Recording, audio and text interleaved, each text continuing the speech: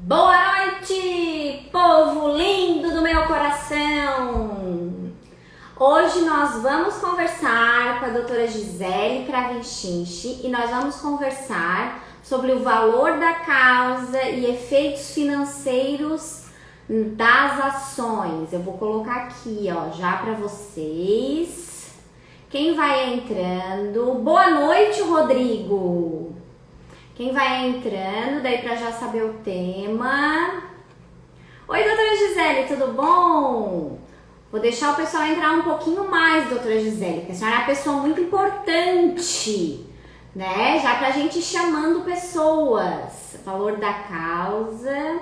Tô escrevendo aqui o nosso tema. E efeitos, a doutora Gisele é pontualíssima.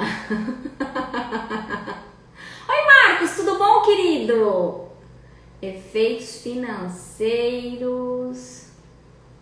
Tu me acha empolgada, Marcos? Hoje de manhã, mês do meu aniversário, sou a faceirice em pessoa. Amo o mês de fevereiro, Marcos.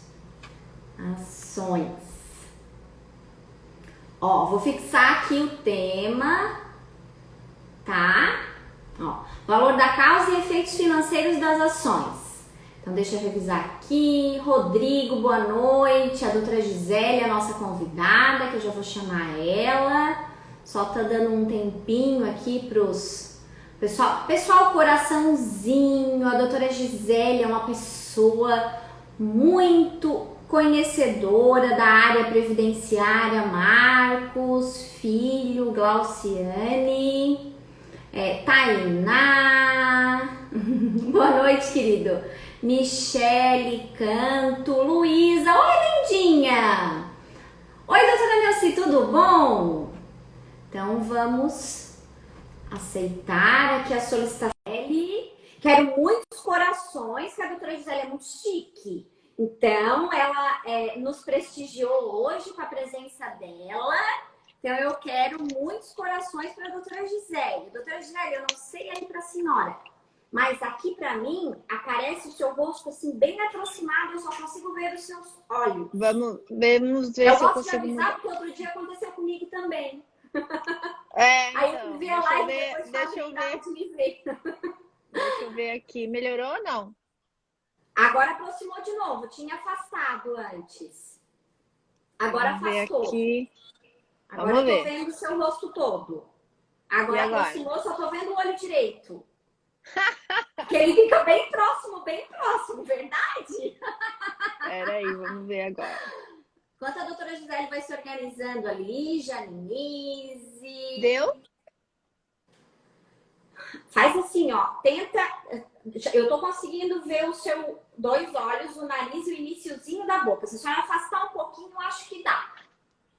Vê agora. Mais um pouquinho. Mais um pouquinho. Afastadinho. Aí vai dar. Deu? Deu? Agora deu. Só se quiser posicionar um pouquinho mais, porque tá aparecendo assim, ó. Vou dar exatamente o enquadramento. Tava aparecendo assim, ó. Agora E eu agora? botou o seu queixo. Agora ficou bom.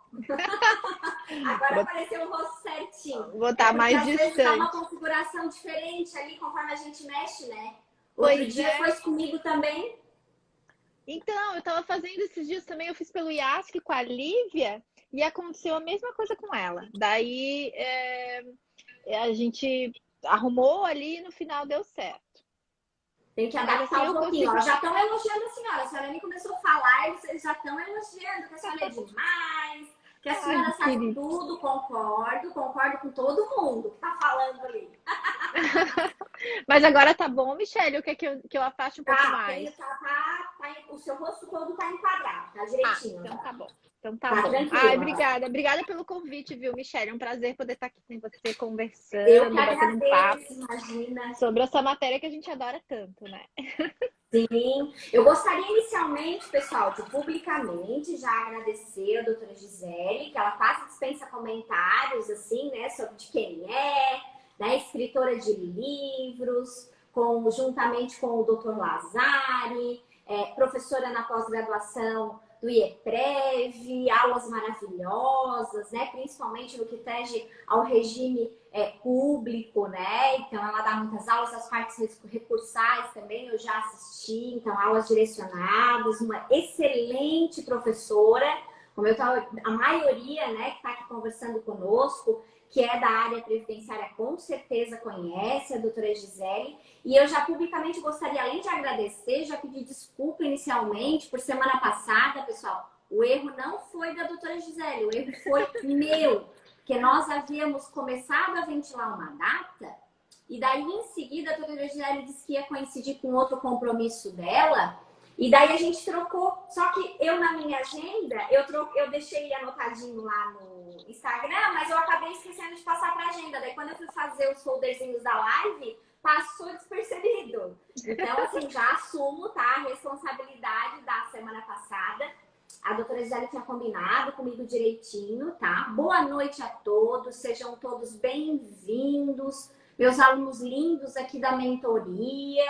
Quero muitos corações para a doutora Gisele. Depois, se vocês quiserem fazer perguntinha, deixar na caixinha ou deixar aqui mesmo, daí a gente vai procurando e vai respondendo. Depois a doutora Gisele introduzir um pouquinho esse tema sobre o valor da causa, que teve modificação de competência, né, doutora Gisele? Agora, não tão recente, mas que ainda, né, o pessoal da área previdenciária ainda está se adaptando.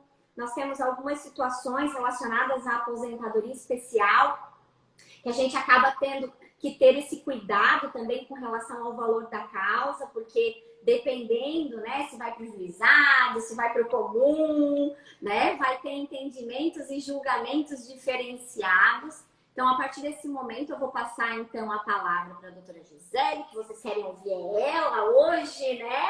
Então, muito obrigada novamente, do fundo do coração eu agradeço a senhora prontamente ter atendido o meu convite e seja muito bem-vinda para conversarmos, então, hoje sobre o valor da causa e os efeitos financeiros nas ações. Pode ficar à vontade, doutora. Oi, Michele, é um prazer poder estar aqui com você. Não precisa me chamar de doutora, não precisa me chamar de senhora, eu sou bem informal. Eu adoro esse bate-papo, acho que essa ferramenta que a gente tem hoje com o Instagram, com o YouTube, de trocar informações, de compartilhar conhecimento. A gente aprende todo dia, tanto com as perguntas que a gente recebe, quanto que, com esse desafio de ficar postando, né, colocando informações sempre. Então, assim, fica da minha parte, né, bem informal, assim, o nosso bate-papo. O pessoal que quiser mandar pergunta também, fica à vontade. A ideia, né, e o tema que a gente trouxe é porque, assim, quando eu comecei a atuar em direito previdenciário, faz um tempinho, foi em 98, a gente nem tinha juizado especial federal, a gente só tinha os juizados 95, né, os juizados cíveis, então a matéria previdenciária era tudo no rito comum. Em 2001 surgiram os juizados e eu percebo uma evolução muito grande na importância do valor da causa.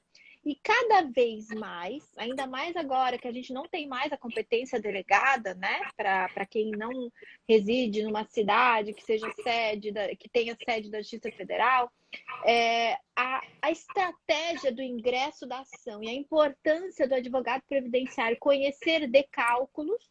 Não quer dizer que a gente tenha que ser matemático, eu uso planilha, eu uso programa, eu não faço as coisas à mão. Mas a gente tem que entender de cálculo e a gente tem que entender sempre o reflexo financeiro da ação que a gente está discutindo. Porque no previdenciário, assim como eu acho que acontece no tributário também, a gente discute um direito, uma teoria, né, jurídica, uma interpretação de norma, mas que tem um reflexo econômico direto. Vai gerar um benefício de um salário mínimo, de 2 salários mínimos, né? Vai gerar um benefício econômico. E a gente acaba tendo que conjugar essas duas coisas desde o início do nosso trabalho para com os nossos clientes. Então, primeira coisa, né? A gente tem, num planejamento previdenciário, para saber se a pessoa tem direito ou não, a gente tem que calcular o tempo de contribuição. E antes tinha alguns benefícios que a gente não precisava fazer, isso que agora a gente vai ter que fazer. E eu tenho destacado muito na questão não só do valor da casa, mas do valor do benefício no caso da aposentadoria por incapacidade permanente, a antiga aposentadoria por invalidez. Que a gente vai discutir o tempo também, que agora ela é proporcional ao tempo de contribuição. Então, na aposentadoria por incapacidade que eu só provava carência, agora eu vou estar discutindo se tem tempo rural para adicionar, se eu tenho uma CTC que eu vou ter que trazer, né? Então, assim, essa questão do cálculo do tempo, mas também a questão do cálculo do valor, do benefício, dos atrasados, do que está prescrito, do que não está prescrito, e do valor da causa, numa questão de estratégia. Se a gente, como você bem falou, né?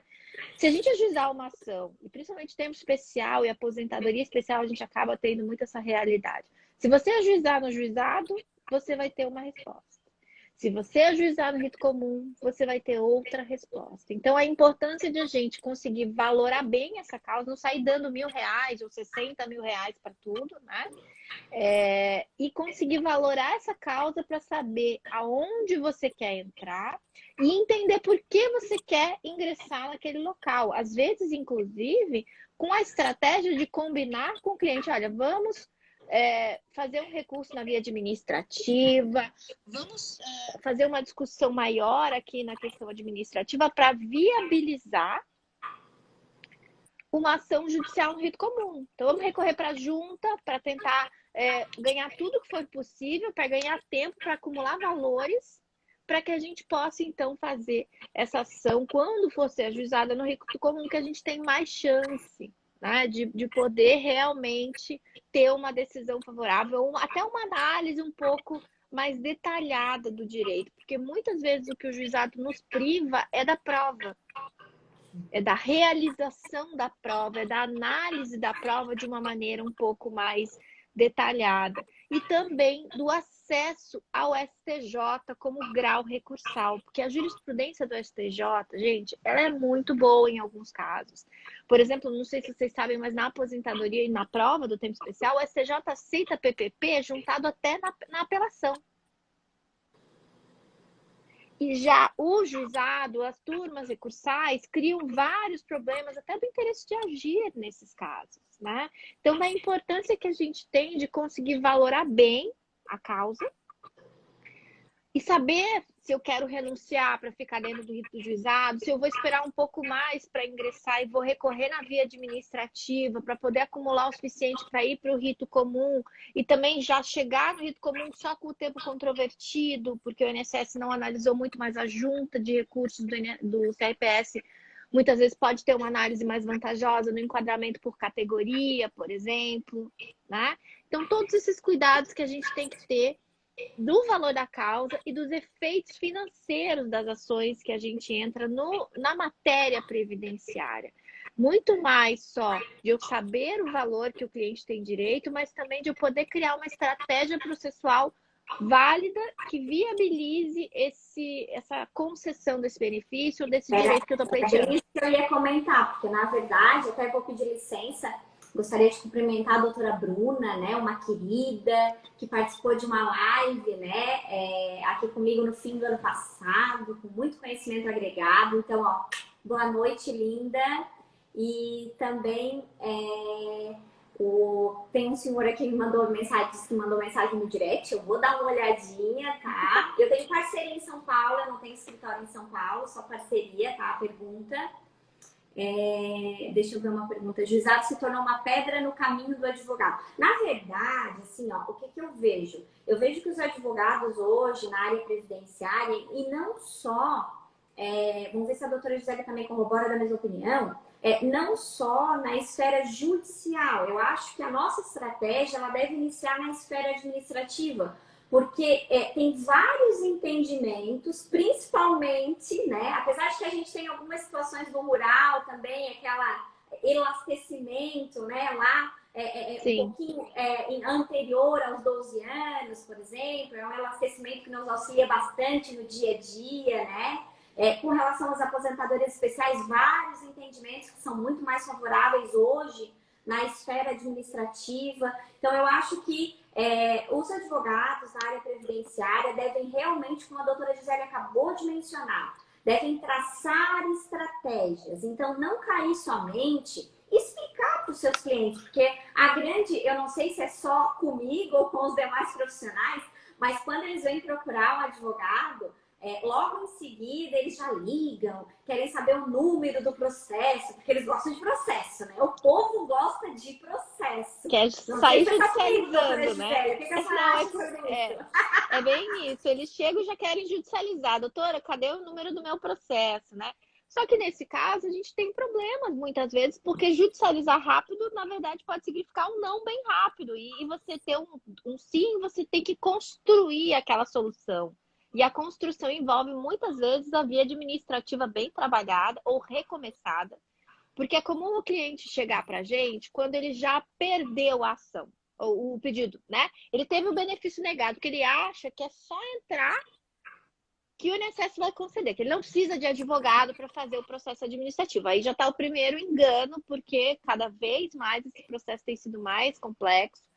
Agora, um prejuízo grande, se ele não juntar toda a documentação necessária no pedido inicial e tiver o benefício negado, tiver que entrar com recurso ou revisão, ou juntar um novo documento, ele não vai ter atrasados,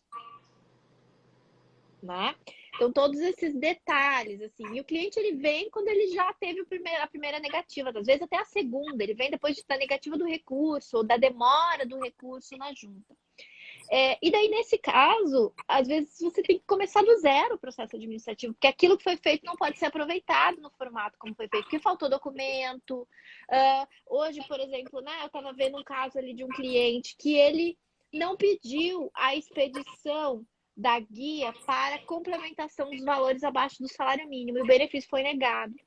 E, especificamente, lá no Rio Grande do Sul, tem muitas decisões o INSS tem levantado muito a discussão da falta do interesse de agir, porque não pediu expressamente. Apesar da IN dizer que é responsabilidade do servidor fazer essa guia, e mesmo que não seja o caso de deferir o benefício de dar essa oportunidade para a pessoa fazer o recolhimento, o servidor não fez, e muitas decisões que eu vi no local lá onde ele reside eram no sentido de que faltava interesse de agir para aquele segurado, porque ele não pediu expressamente, então ele não podia discutir na justiça. E daí a gente tem que começar do zero, ou fazer uma revisão, ou fazer um recurso, ou fazer em paralelo, né? Então a estratégia de fazer tanto o recurso especiais ou dos rurais em que não foi levada a documentação correta, que a gente sabe que isso também cria problema lá na frente. Então a gente acaba tendo que recomeçar. O cliente fez, muitas vezes esperou 1, 2 anos para aquela resposta negativa, e a gente nem consegue dali judicializar. Você tem que voltar 2 casas, né? Brincadeira, volte 2 casas. Tem que Ou 3 começar do casas. início, até Tem porque que senão recomeçar. depois nem a judicialização ela se torna até inviável, né, doutora Gisele? Porque quando a gente verifica que está muito, né, tá faltando muito documento, porque por mais que o decreto 10.410 trouxe algumas situações bem pontuais com relação a essa situação, por exemplo, da prova posterior, né, que não vai poder ser juntada e tudo mais, a gente sabe que se a gente engessar bem, o que eu penso, doutora Gisele? Por exemplo, um PPP. Por mais que você talvez peça para a empresa e ela não redija 100%, ou mesmo ela não tem essa possibilidade, porque às vezes a empresa já extinguiu, né, e tudo mais, e você vai conseguir só através de laudos, através de outras situações, até elogiar, né, a comissão que eu faço parte, bem querida, com bastante orgulho, né, que o nosso banco de laudos está poderoso. Não, então, foi ó, muito show esse trabalho de vocês, foi muito lá legal. No TRF4, tá? Banco de Laudos da Comissão de Direito Previdenciário de Santa Catarina. O Banco de Laudos está poderoso, tá, pessoal? Vamos lá, quem tá precisando, que ajuda bastante. Então, aí, o que eu penso?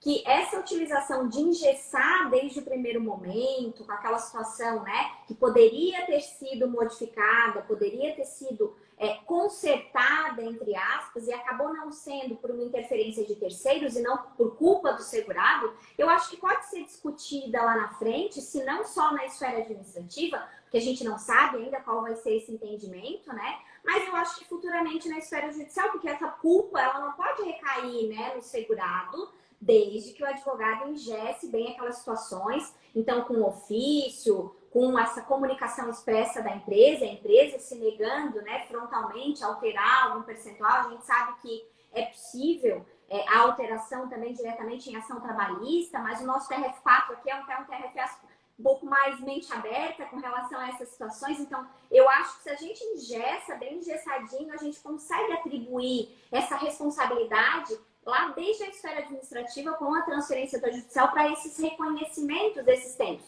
O que a doutora acha com relação a esses novos entendimentos do decreto? Que vai ter vida útil, vai morrer na praia, assim? O que a doutora acha com relação a isso?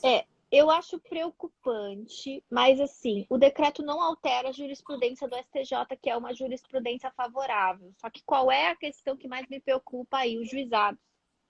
Porque eu acho que no rito comum, o TRF, a gente tem um TRF mais pró-segurado, um TRF mais humano, né? Só que a minha preocupação é que os juizados, tendo em vista que a gente vai ter recurso nos estados, que são para as turmas recursais, e muito da jurisprudência a gente acaba na TNU e não consegue ultrapassar a TNU. Eu vejo muitos temas que estão sendo afetados na TNU e que depois fica difícil conseguir subir para o STJ no instante de implementação no rito dos juizados. Eu tenho receio que isso acabe interferindo bastante de forma negativa. A questão de não pagar atrasado se o documento é novo, a questão que as mudanças do decreto trouxeram muita responsabilidade para o segurado, que antes a IN era mais protetiva, né? E o decreto também. Agora a IN continua, porque a IN não foi alterada, mas o decreto trouxe algumas restrições, principalmente no dever de prova, colocando mais responsabilidade nesse segurado, inclusive desacompanhado, porque antes a gente até tinha decisões contrárias na justiça, dizendo, olha, se estava com o advogado, tinha obrigação de saber, mas quando o segurado estava sozinho, o juiz era mais sensível à causa do segurado, que não é obrigado a conhecer todas as peculiaridades da matéria previdenciária. Né? Que, a gente está estudando o tempo todo e está sempre surgindo uma coisa nova. O segurado não tem como saber todos esses detalhes, né? O segurado nem conhece, nem sabe o que é a instrução normativa 77. Ele não conhece quais são os documentos listados. E agora, gente, a gente tem que lembrar que essas mudanças vieram no momento que o segurado quer é atendido presencialmente. Ele faz tudo no computador sozinho, ou no máximo tem lan house cobrando R$10 para enviar a documentação.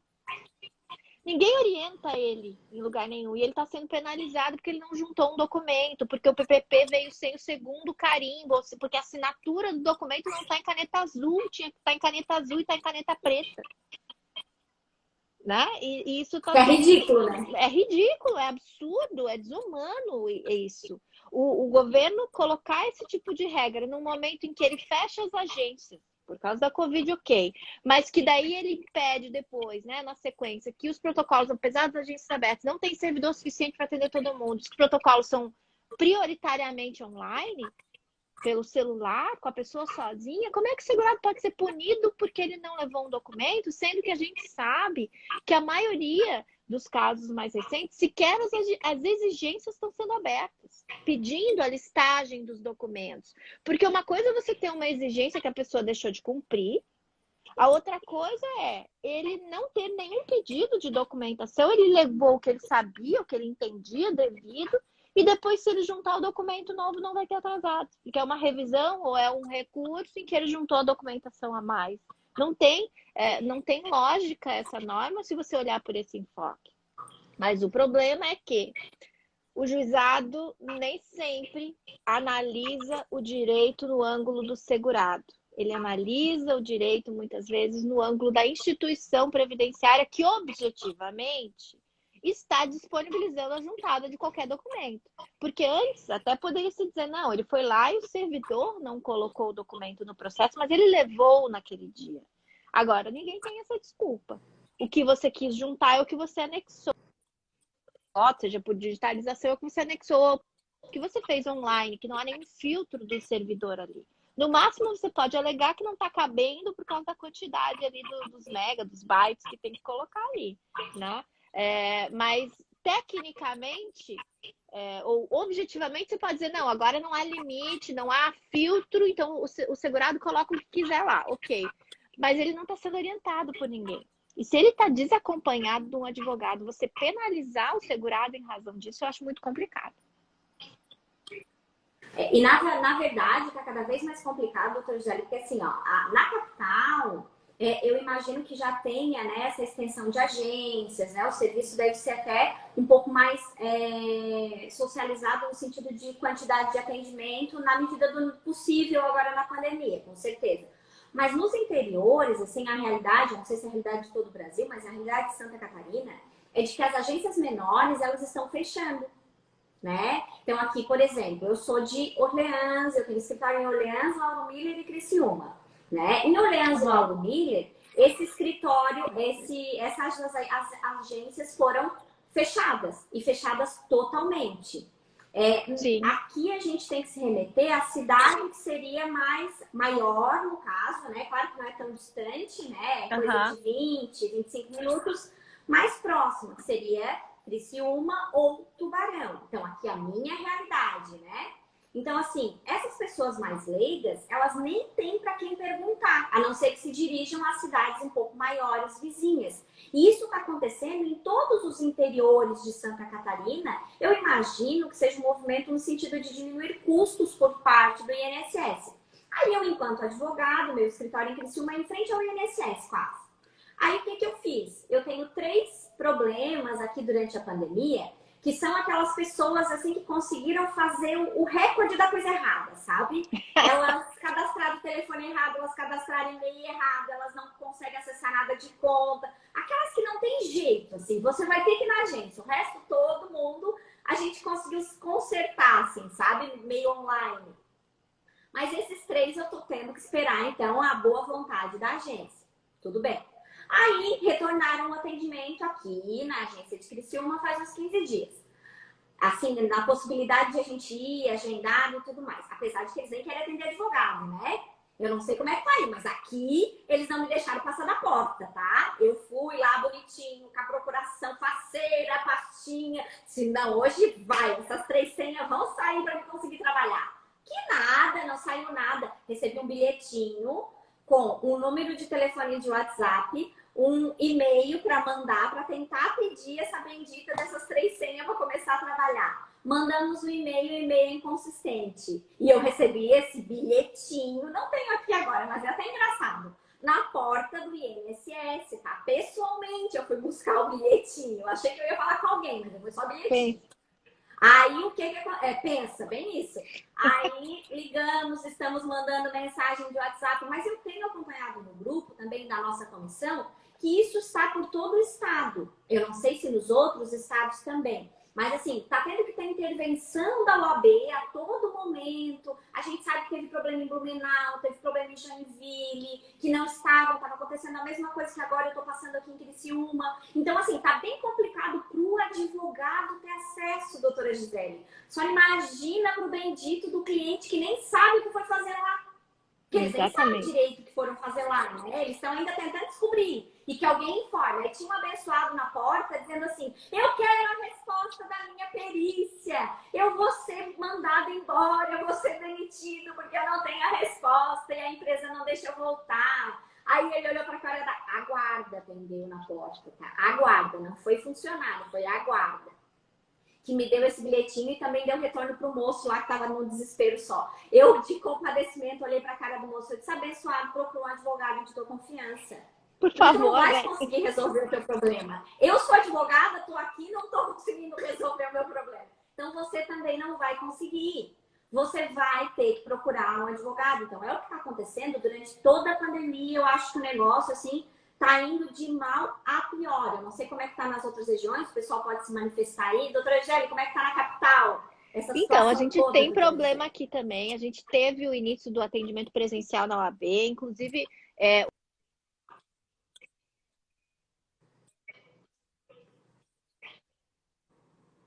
em breve. Mas aqui na capital, por exemplo, a gente tinha 2 agências, a do Continente e a do Centro. A do Continente está fechada sem previsão para abrir, então a gente está com uma agência só, com quantidade de servidores reduzidos. O advogado realmente eles não querem ir na agência. Aliás, eles não querem ninguém na agência, nem os servidores querem ir na agência no momento, né? Tá muito complicado. O e-mail, em alguns casos eu tenho conseguido resolver, tá? Os e-mails têm funcionado, a gente tem usado, e o WhatsApp também tem funcionado. Lembrando que para quem é de Santa Catarina, eles criaram o regime de competência ali Então, assim, se o teu cliente, se você é de Criciúma, mas o teu cliente é de Florianópolis ou de Lages, que fica dentro da gerência de Florianópolis, você pode pedir para Florianópolis, né? Então, você não fica vinculado ao advogado, fica vinculado à residência do cliente. Então, às vezes, você pode mandar para outras agências. Mas o WhatsApp tem funcionado. Pelo menos na gerência de Florianópolis, eu tenho.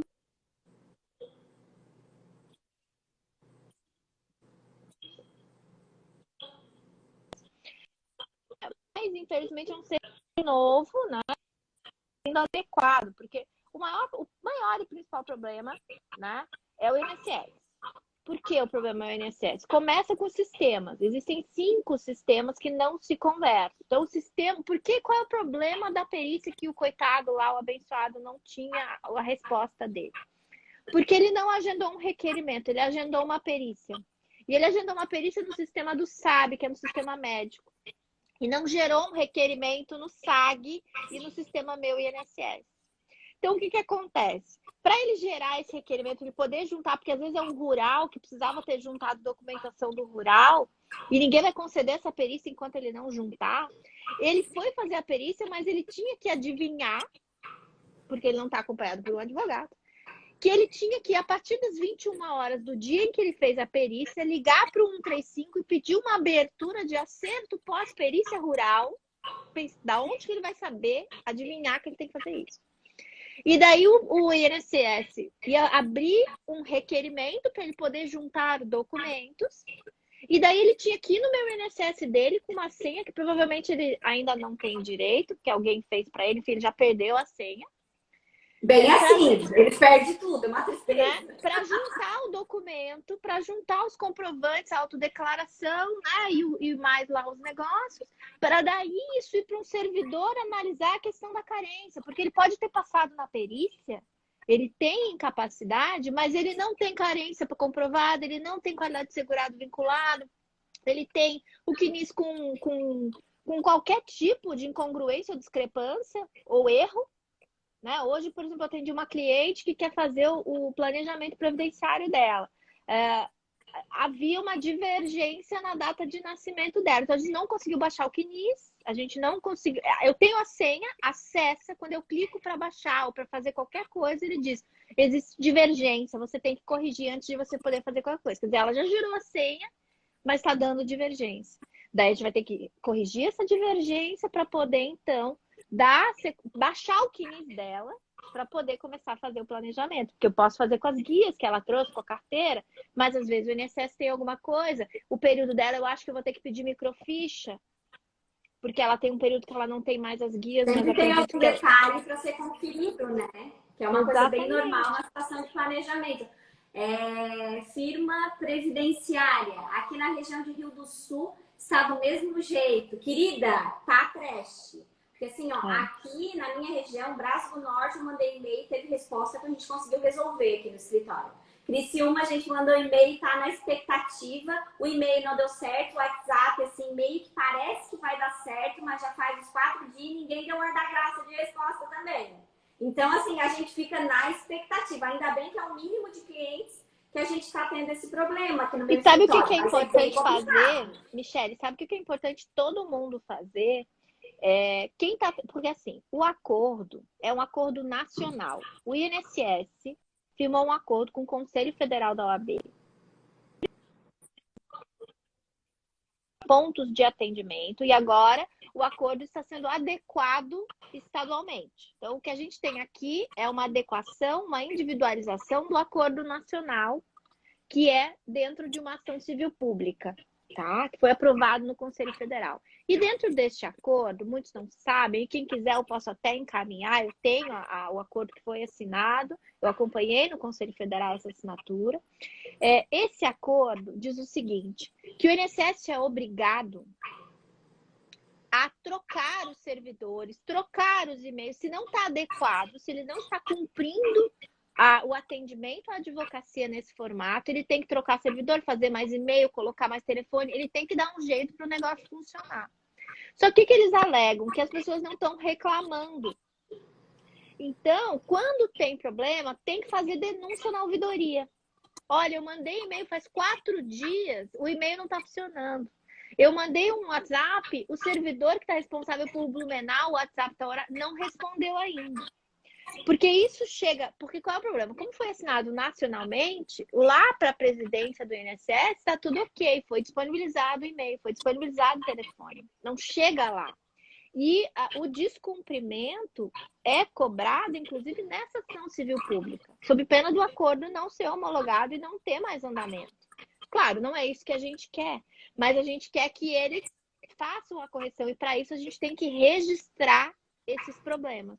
E o registro deve ser feito através da ouvidoria do INSS.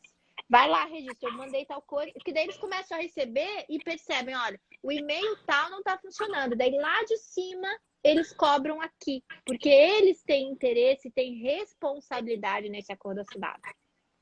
Então, todo mundo reclamando para a ouvidoria. Ó. O pessoal está dizendo que é o acordo. Faz assim, eu vou pedir para a doutora Gisele, se ela faz então a gentileza, já que ela está se prontificando, e eu vou postar lá no grupo do Telegram, tá? O acordo, que daí todo mundo pode acessar. Quem tiver interesse, vai lá e acessa.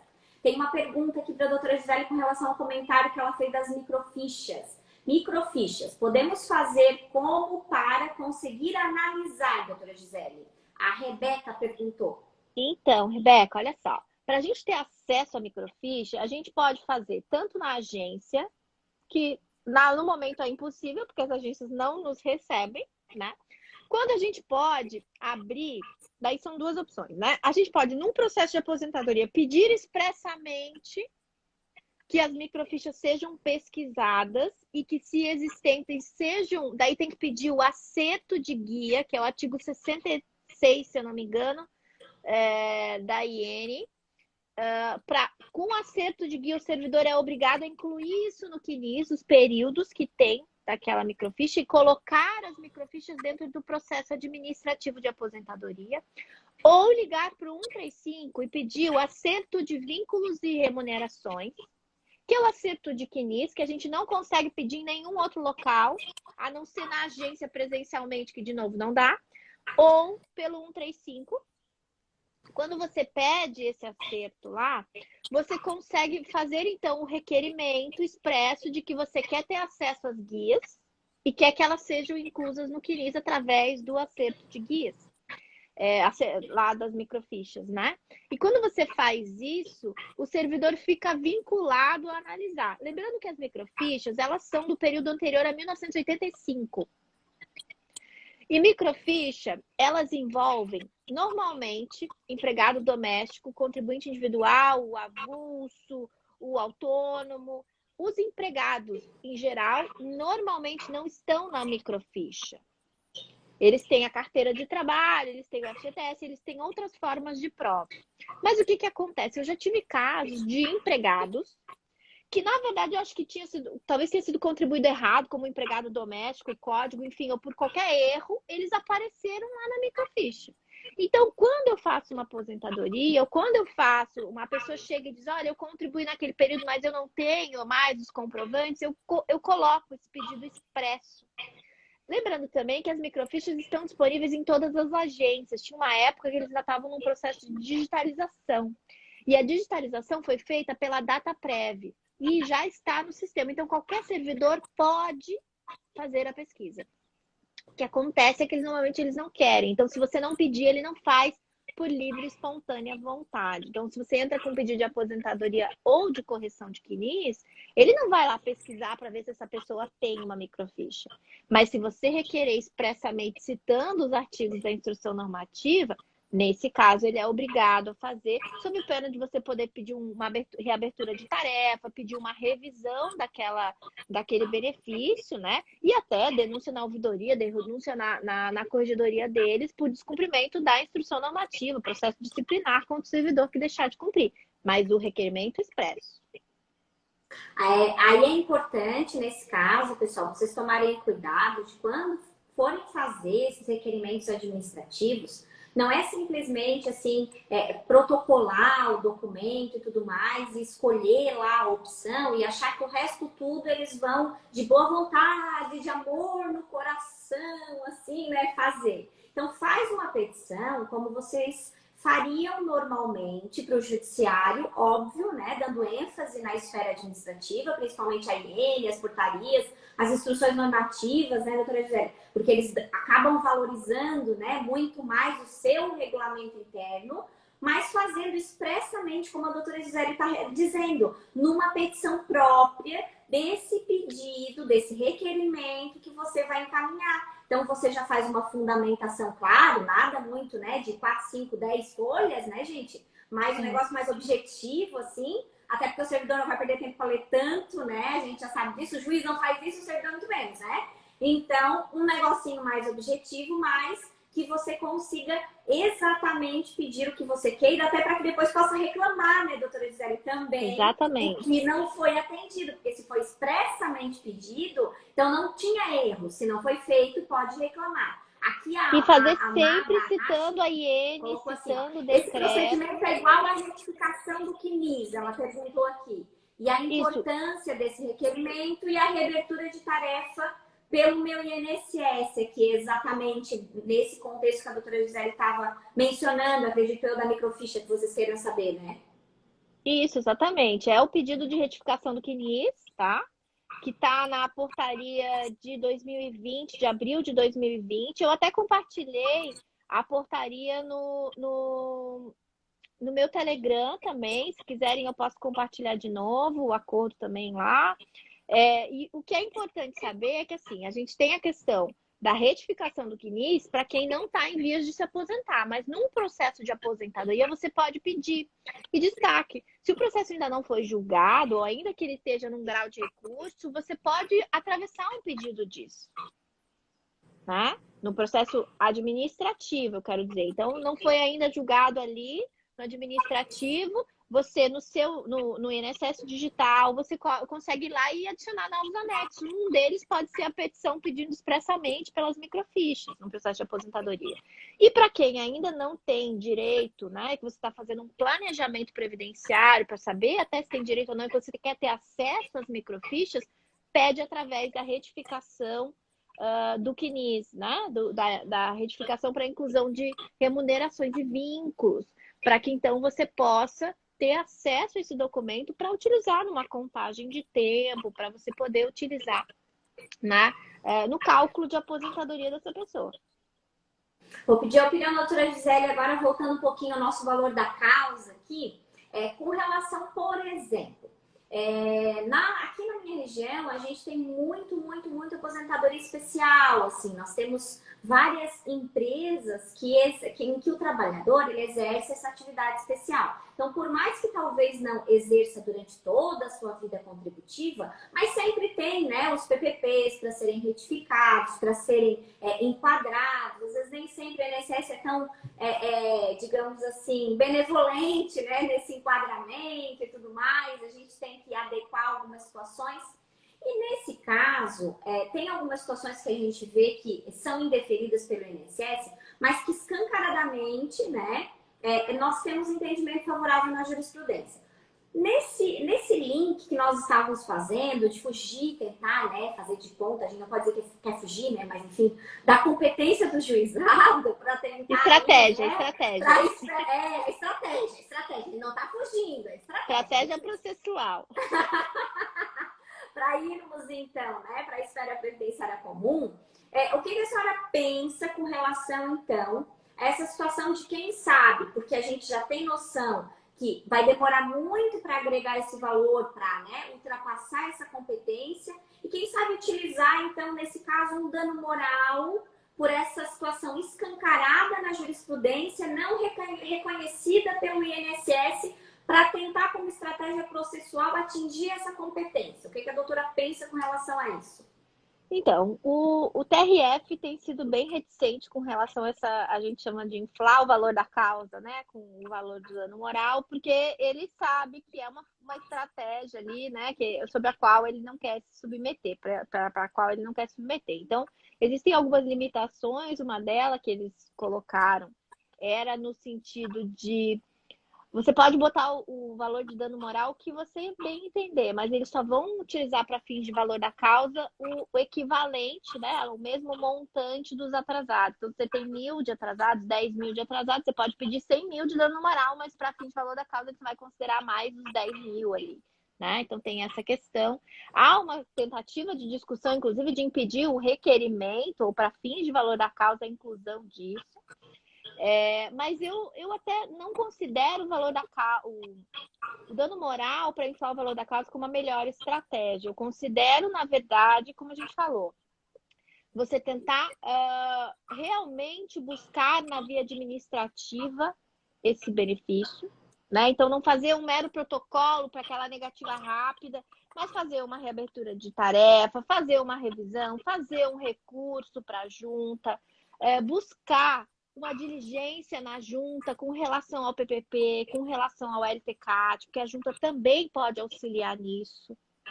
Né? A junta tem feito diligências, vai abrir, não sei se já abriu ou vai abrir o concurso para novos conselheiros, né? O edital ali para novos conselheiros, para serem nomeados conselheiros que vão ser conselheiros diligenciadores, que vão fazer, então, essa instrução processual, porque o que tem acontecido que a gente escuta muito dos conselheiros das juntas?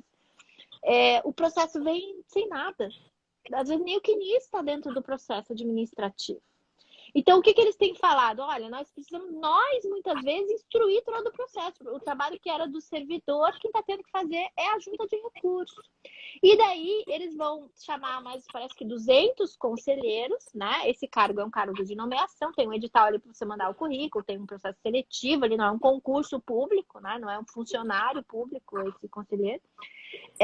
Mas ele vai poder, então, participar dessa instrução processual que está sendo feita na junta recursal. Então, se você teve algum cerceamento de defesa, digamos assim, por não poder juntar um documento, pelo segurado não ter sido chamado para uma carta de exigência, você quer uma diligência, você quer uma justificação administrativa que não foi feita, você pode usar o recurso na junta, porque a gente sabe, gente, no juizado, o juiz, se você não chega com a prova toda na inicial, você vai ter problema no juizado. Né? Ele vai dificultar a sua vida ali. Então, é melhor você fazer isso na via administrativa, com o auxílio da junta de recurso, que vai muitas vezes intimar, que vai baixar a diligência, que vai permitir juntada de documento e regularização de documento, do que você judicializar esse direito, principalmente para quem está começando, que às vezes não conhece totalmente a jurisprudência naquela matéria, tem tempo de ir estudando um pouco mais, de, quem sabe, juntando um pouco mais de valor para poder ultrapassar o limite dos juizados, que são dos 60 salários mínimos. Ou quem sabe até, amém, né? Vamos torcer, para ter o benefício concedido com pagamento de atrasado sem precatório na via administrativa. A doutora Bruna está contribuindo aqui, ó, mencionando, ó, estamos realizando o serviço do INSS, assim como a doutora Gisele estava mencionando, né? Mas já temos o gabinete de crise de diligências que tem trabalhado na instrução e está bem eficaz, que corrobora, né, com a situação que a doutora Gisele estava mencionando ali. O conselho de recursos tem sido a solução nesses casos, porque o juizado não deixa a gente fazer prova, o INSS não deixa a gente fazer prova, não intima, não há, né? Tipo, aonde que a gente cai? O conselho de recursos tem sido a solução, a gente não pode esquecer deles, né? Eles têm, muitas vezes, o que demora é o processo sair do INSS e chegar até o conselho, ele não está demorando tanto no julgamento lá. Agora, pela diligência, talvez aumente um pouco o tempo, é claro, porque eles estão tendo que instruir um processo, né? Mas ainda assim é melhor. Eu repito muito, um sim demorado é muito melhor do que um não rápido. Eu não preciso de agilidade se for para não analisar nada, não me deixar fazer prova e acabar prejudicando o segurado. É melhor esperar um pouquinho e ter uma análise mais detalhada do caso.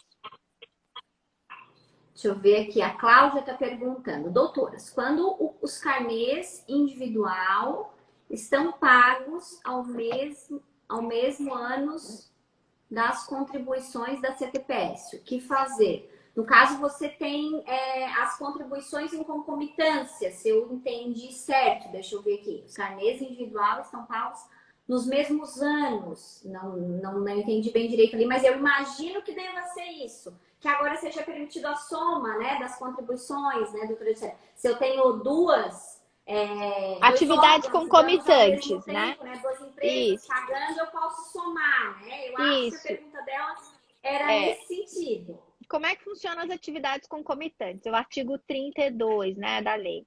Nesse caso, da lei 8.813, nesse caso, até 2019, não somava no administrativo. Então, o INSS vai fazer atividade principal e atividade secundária e vai fazer um cálculo péssimo. Hoje, por coincidência, eu peguei um cálculo desses que ele botou o fator previdenciário 0,17 na Cabe as atividade. revisões, né, doutora, também, né? Aí já coloca umas Exatamente. Daí, revisões, né? esses para trás, a gente faz a revisão, porque quando mudou a norma em 2019, não houve a retroação imediata, até porque no direito previdenciário não há essa aplicação retroativa, né, da norma. Então, quem já estava aposentado tem que buscar isso através de uma revisão. E quem se aposentar a partir dali, esse sim já tem na normativa o direito. Então, se o INSS, por algum motivo, fizer atividade principal e secundária para essa pessoa, pode sim daí pedir a revisão na via administrativa, porque agora você tem normativa. O servidor ele não pode fazer antes de 2019.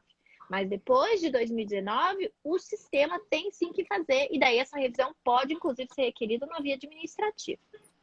E assim, ó, Cláudia, se a sua situação agora é atual, você vai fazer, então, essa revisão, como a doutora Gisele está mencionando, e solicitar, porque agora é possível fazer, né? Então, a somatória das duas atividades. Mas lembra lá e abre lá um pisca de alerta lá, dá uma olhadinha, se o caso do cliente de vocês for anterior, então, à situação de que administrativamente era possível, provavelmente essas concessões elas estão equivocadas no sentido de desconsiderar. Então, verifica que talvez gere aí uma retroação no que tange a uma revisional que provavelmente pela modificação, né, da nossa legislação vai ser reconhecida, né, doutora Gisele? Vai ter um retroativo, às vezes, até muito considerável para ser resgatado, né?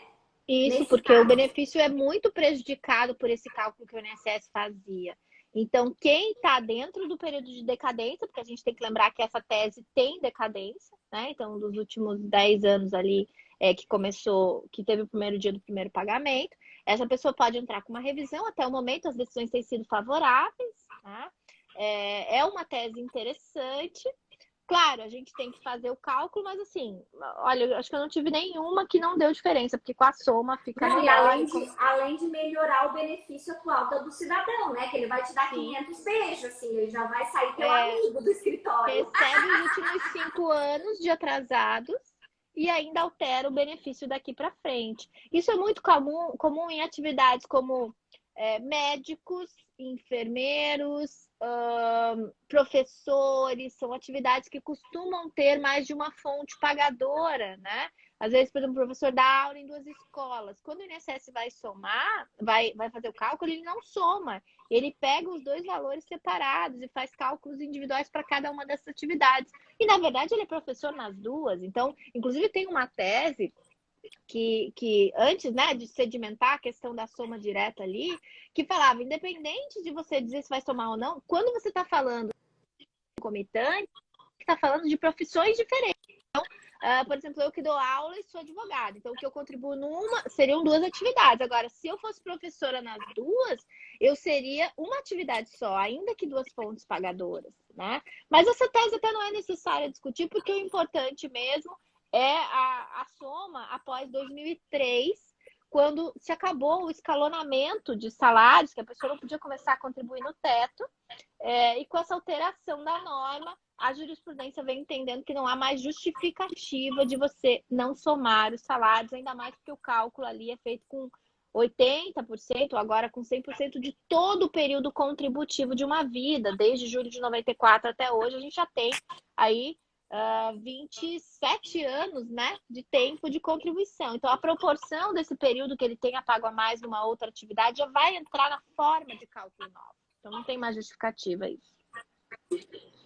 A Bárbara está perguntando, doutora, já conseguiram o atendimento digital? Eu não sei se você está falando dos acordos de cooperação da OAB, que esse já está sendo assim, bem tranquilamente utilizado. Aqui no escritório eu não tenho problema de nenhum tipo, eu até prefiro, porque já vem direto no sistema e a gente pode fazer esse controle de forma individualizada, assim como a gente puxa lá pelo AB, né, no Tribunal de Justiça, a gente pode fazer isso agora pelo acordo de cooperação. Ou o atendimento digital que você está mencionando, Bárbara, quem sabe é aquele atendimento que está sendo viabilizado agora faz muito pouco tempo, por exemplo, na capital, Florianópolis, né, que foi, eu acho que está sendo diretamente na sede, né, da OAB, que daí agenda e o advogado vai lá e é agenda digital, mas consegue o atendimento individualizado. Mas pelo que eu soube, eu não fiz, não me utilizei ainda desse atendimento, mas os demais colegas, pelo menos no grupo da comissão, que tem mencionado, está todo mundo conseguindo. Se for essas duas situações, quem sabe eu não alcancei a tua pergunta,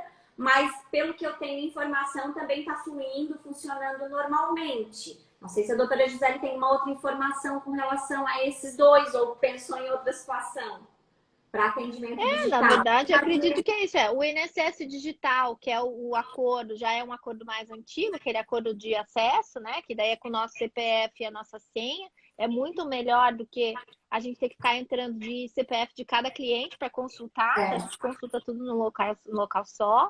Muito legal que no ano passado a gente teve uma ampliação de mais, acho que 45 ou 65 serviços, né? Então, agora a gente já tem vários serviços de manutenção dentro do nosso sistema, por exemplo, de troca de banco, a questão de liberação de pagamento, várias coisas que a gente só conseguia fazer no INSS do cliente, agora a gente consegue fazer no nosso INSS digital, O né? requerimento do auxílio acidente, agora diretamente também, Ótimo, que foi, né? meu Deus, né? Uma evolução. Que inclusive nem tem no meu INSS do cliente. Foi a Você só consegue fazer poder requerer, pelo... porque era uma dor de cabeça que essas criaturas não queriam, porque na verdade, coitados também, né? Teria que se afastar do trabalho para poder pedir o auxílio acidente, que às vezes nem era uma coisa que tá, porque o auxílio acidente, né, nesse caso, quando eles têm muita resistência, porque tá limitando parcial, né? Então, realmente o medo deles, que era de ser demitido, é muito justificável, né? Então agora, meu Deus, eu trabalho muito com benefício de incapacidade, para mim foi a mão na roda, assim, esse pedido individualizado. Foi uma vitória muito importante, lembrando que o auxílio acidente está disponível para a gente no INSS digital e não está disponível para o segurado no meu INSS, por quê? Porque como lá é difícil eles entenderem, porque assim, não tem assim, agendar auxílio doença, tem agendar perícia ou os requerimentos, daí em requerimento só tinha auxílio acidente. Então havia uma confusão e eles usavam o requerimento de auxílio acidente como se fosse agendar perícia. E daí eles tiraram o auxílio acidente do meu INSS do cliente. Nós temos acesso através do INSS digital ou pelo 135 também é possível agendar. Mas esse é um dos serviços muito bons, foi realmente uma conquista para a advocacia. Não é todos os estados que têm, tá? Mas Santa Catarina tem esse serviço, então já é um ponto muito positivo. Vou dizer para vocês que o povo de Santa Catarina que tá guerreiro, hein, nessa pandemia, né? Meu Deus! Exatamente. A gente tem atuado muito ali, né? A OAB tem atuado muito em defesa da advocacia, assim como a comissão também tem feito um trabalho muito legal. Assim, é a maior comissão que nós temos na OAB, porque nós já estamos, acho que, com mais de 180 membros inscritos. O grupo de WhatsApp super atuante, né? Tem um grupo, inclusive, de dúvidas do INSS ali.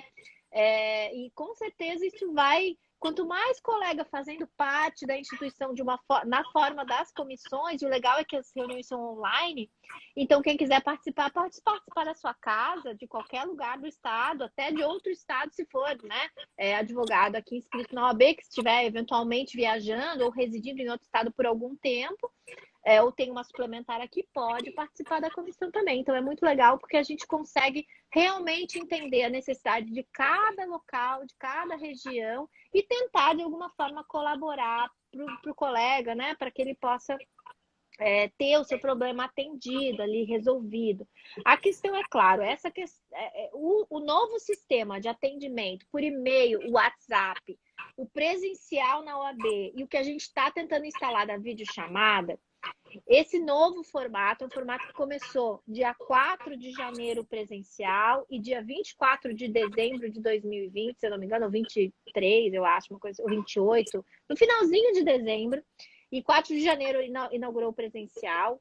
Os WhatsApps de muitas cidades foram instaurados agora em janeiro, né? A maioria começaram, né? Recém começaram a funcionar, na verdade. A maioria dos estados nem tem ainda o serviço, porque o acordo foi nacional, mas cada estado está tendo que fazer a organização no seu local. Então, a maioria dos estados nem tem. Rio Grande do Sul vai colocar agora, tá fazendo. O Paraná, acho que foi semana passada que instalou, né? Então, o que acontece? É um serviço que a gente está começando. Ninguém sabe exatamente todos os detalhes. A gente está, à medida que está fazendo, está se desenvolvendo soluções. Claro, é importante informar tanto a OAB, como eu falei, a ouvidoria do INSS, para que eles saibam também que o servidor que está lá lotado não está funcionando, para que o gerente da agência receba, para que o gerente executivo receba também, para que o presidente do INSS receba a informação que aquele acordo naquele local não está funcionando. Mas a ideia, assim como foi, eu não sei se vocês se recordam, porque assim, as coisas ruins, graças a Deus, a gente esquece, né? A gente foca no que é bom. Mas vocês lembram o caos que foi o INSS digital no começo da pandemia? Que caía todo dia, que a gente tinha que peticionar de madrugada. Senão não funcionava. Durante o dia ali, tipo, das 10 às 6 da tarde mesmo, não era impossível. E daí você tinha que acordar às 5 da manhã para fazer os protocolos de benefício. Gente, isso hoje acabou. O sistema está funcionando de forma estável. Claro, uma ou outra vez sai do ar, fica final de semana. Essa semana, né? Atualização. Fica às vezes fora para uma atualização. Lembrando que existem 2 sistemas. Tem o requerimentos.inss.gov e tem o novo requerimento. São 2 que estão simultaneamente. Se um não funcionar, lembra de tentar o outro. Porque os 2 estão funcionando anexa no outro, então não é que o que você fizer não vai aparecer, é a mesma senha, é o mesmo usuário, só que são 2 sistemas. Se um não estiver funcionando, lembra de tentar o outro link, porque no outro pode estar. Foi um das coisas que eles fizeram lá no começo. Então, assim como a gente teve aquele problema no começo e hoje está funcionando bem melhor, não é perfeito, mas está funcionando melhor. Assim, eu entendo que vai ser essa questão do WhatsApp, do atendimento por videochamada, do atendimento por e-mail para advocacia. É uma conquista, mas no momento de implementação ele é um pouco mais caótico. A gente sofre um pouco, né? Até as coisas entrarem nos eixos e até o INSS conseguir viabilizar de forma correta esse atendimento, né? Eles estão com problema no WhatsApp, alguns não conseguiam cadastrar, agora cadastraram, acho que todas as gerências aqui de Santa Catarina já estão com o WhatsApp, mas eu acho que tem pouco servidor cuidando do sistema, por isso está demorando as respostas, e eles têm que dar vazão. Então, é um servidor, pelo menos, mas eles têm que dar conta do serviço. E claro, né? Enquanto o sistema deles não conversar, o sistema do benefício por incapacidade não conversar com o sistema de protocolo, não conversar com o Prisma, que não conversa com o sistema de recurso, a gente tem esse problema que a gente tem que ficar pipocando, e eles também no atendimento, o atendimento é mais demorado. Mas entendo que a gente vai. Eu quero, assim, tô torcendo e a gente está trabalhando para que daqui a 1, 2 meses a gente já esteja com o sistema estabilizado, que eles consigam, porque assim, eles não tinham nem noção da demanda para saber quantos servidores iam ser necessários para cada coisa. Então, até isso está sendo adequado para viabilizar um atendimento digno, de qualidade para a advocacia catarinense. Aqui já estamos finalizando, mas vamos ver se a gente consegue aqui sanar mais algumas coisas aqui. A Renata está perguntando quando são 2 regimes aqui. Renata, se for um regime próprio e um regime privado, tem a possibilidade da CTC, que a gente já tinha mencionado aqui, de fazer a verbação, né, de pedir a CTC. Só tem algumas particularidades, dependendo do regime em si, que você vai ter que verificar daí no seu caso concreto. Pedido de reabertura aqui de tarefa, querida, porque daí pode ser pedido diretamente lá no site do meu INSS, em algumas situações pelo 135, aí depende exatamente o que você está querendo. A gente tá falando de perícia também, daí depende do caso, tá? A gente Exatamente. falou muita coisa, né? Deixa eu ver aqui em Minas, a advogada Maria José está dizendo que está tendo o mesmo problema, Rio de Janeiro não tem quase nada, acho que Esse aí é porque assim, Rio de Janeiro e Minas estão com o INSS digital deles, o sistema de protocolos lá, tem menos serviços que o nosso. Então, eles estão com problemas mesmo. E eu quero já dar oi pro pessoal, né? Também o amigo Carlos Eden aqui também está informando que eles ainda não conseguiram sequer fechar o acordo de atendimento para a advocacia. E isso, assim, a gente tem que... Claro, a gente está aprimorando, mas a gente caminhou bastante. Eu acho que a existência desse acordo já é uma vitória, de a gente ter um atendimento... não vou dizer exclusivo no sentido, né, pejorativo, mas um atendimento específico para a advocacia. Porque o que a advocacia tem de demanda não é a mesma que o segurado. Né? E você ter servidores que vão se especializando nesse atendimento da advocacia com as peculiaridades dos serviços que a gente precisa, seja num acordo de protocolo online, como a gente tem já há algum tempo, quanto esse acordo de atendimento online e eventualmente presencial, porque vamos ser sinceros, a gente só vai no presencial se for muito necessário. O melhor é resolver. Se você só precisa de uma senha, por que você vai sair do teu escritório, perder horas muitas vezes, né? Para pedir uma senha. Não, você vai mandar um e-mail e vai receber a senha. É Então, muito última mais ágil. perguntinha aqui, Maria José Alves. Como ter acesso ao acordo? Abençoadinha, tu tens que ver que região que você tá, para verificar se o seu estado tem, então, esse acordo. Aí você vai ter que entrar em contato com a OAB, fazer o cadastro, se o seu estado tiver, né, direitinho. E daí você faz essa senha diretamente com a OAB do seu estado. Mas, na verdade, quem vai promover aqui, porque eles estão dizendo aqui algumas regiões que não têm acesso ainda, né? Mas quem vai promover a feitura do acordo não tem como ser você como pessoa física, vai ter que ser o órgão ou a B, então, né? Que vai ter que fazer esse canal, digamos assim, com o INSS, para que os advogados, então, desse respectivo estado tenham acesso a esse acordo. O que você pode fazer é, juntamente com a sua região, os advogados da sua região, tentar, se no seu estado não tem ainda, tentar dar uma pressionadinha na OAB para que ela se mexa, então, e faça, né, participe, assim como os demais estados estão participando. Porque, assim, ó, vou dizer para vocês que é uma mão na roda, sabe? Aqui em Santa Catarina, assim, se não é esse acordo de cooperação, a gente não passa a pandemia, povo. É uma complicação, assim. Está nos auxiliando em essência, assim. Não sei se a doutora Gisele já está passando um pouquinho aqui do nosso tempo, não sei se a doutora Gisele tem as suas considerações finais, pode ficar à vontade, já gostaria de agradecer do fundo do coração. Eu tenho certeza que foi de muita valia e contribuímos para todos, né, que passaram aqui na nossa live, muitos detalhes, acabamos pipocando por todas as áreas, né, doutora Gisele? Mas, então, muito, muito obrigada e pode ficar à vontade para fazer as suas considerações. Obrigada, viu, Michele? Obrigada pelo convite. Eu quero agradecer você, né? Eu fiquei muito feliz de ser convidada para poder participar. Eu quero te parabenizar também por todo esse trabalho que você tem feito de compartilhamento de experiências, de informações. Eu acho que isso traz muito, engrandece muito a nossa profissão, né? Unifica o nosso trabalho, uniformiza os nossos pedidos, ajuda os colegas que estão começando, que precisam, tem muito colega migrando de outras áreas para o previdenciário, né? Quem já está na área também, a gente está sendo bombardeado quase que diariamente com novas normas, com as interpretações das normas, que dessas últimas, né? Que agora que o judiciário está começando a se debruçar sobre elas, o próprio INSS ainda está organizando sistemas. Então, assim, eu acho muito legal esse trabalho que tu tens feito, que muitos de nós têm feito nas mídias que estão disponíveis de forma, inclusive, gratuita, muitas vezes, como é essa live, né? De poder compartilhar conhecimento e aprimorar o trabalho da advocacia e engrandecer também o nosso trabalho. Acho que a Advocacia Previdenciária Unida, a gente vai chegar muito longe, a gente já está vendo vários frutos legais disso, né?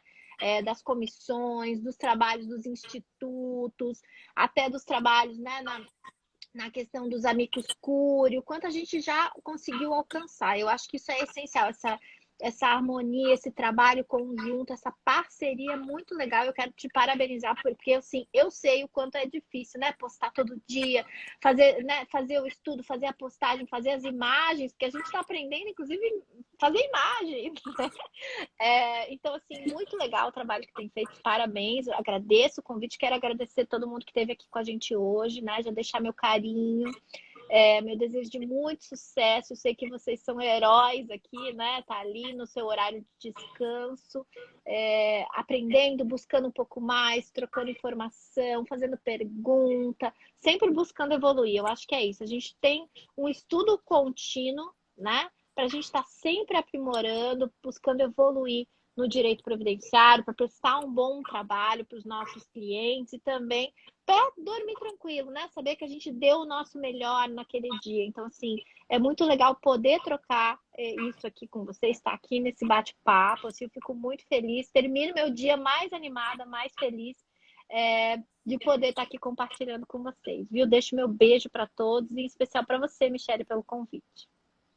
Eu que agradeço. Imagina, a doutora Gisele sempre compartilhando muito conhecimento com relação aos tribunais. A doutora Bruna também, sempre muito atenta lá no grupo do IEPREV também. Ela posta diariamente, faz um trabalho excelente também, informativo. Aqui eu tenho a minha colega aqui de região, a doutora Nelci, que também está nos assistindo. Muito obrigada. E aos demais, então, muito obrigada por estarem, né, na nossa live de hoje.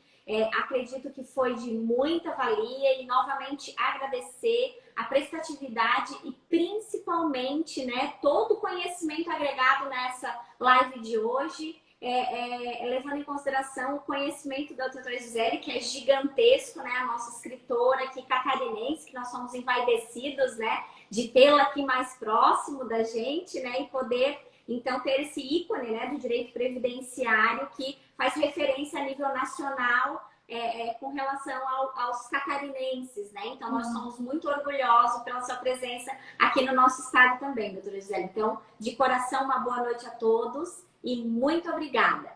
Boa noite, tudo de bom. Tchau, pessoal. Beijo. Tchau.